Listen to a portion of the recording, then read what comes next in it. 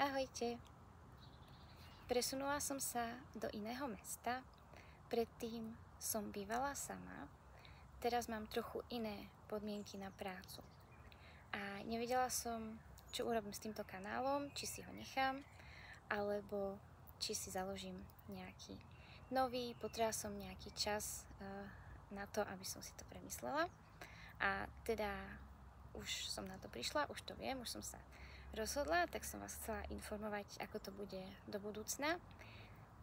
Tak v prvom rade tento kanál si nechám a áno, založím si aj druhý, nový, ale zatiaľ vám ešte neviem povedať názov a takisto ešte som sa nerozhodla, či ho budem tu zdieľať alebo nie, to si ešte premyslím. Ten druhý nový kanál bude viac taký pracovný, takže budú tam aj rôzne reklamy, rôzne ponuky.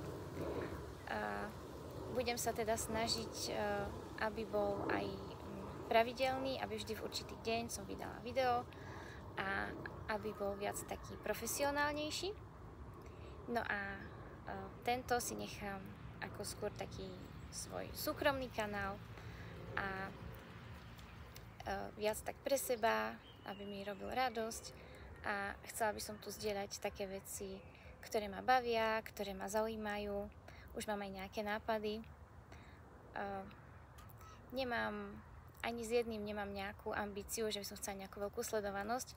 Skôr by som bola rada, keby väčšiu sledovanosť mal samozrejme ten pracovný, ale nechám to tak voľne.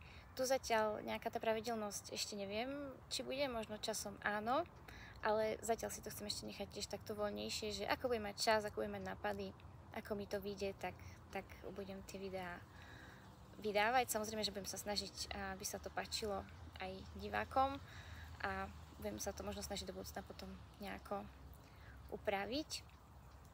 No, takže to je odo mňa teda všetko a budú tu teda nejaké také aj moje osobné zážitky, skúsenosti, názory, možno aj niečo z môjho osobného života, šťastí, uvidím do akej miery sa budem chcieť o to s vami podeliť.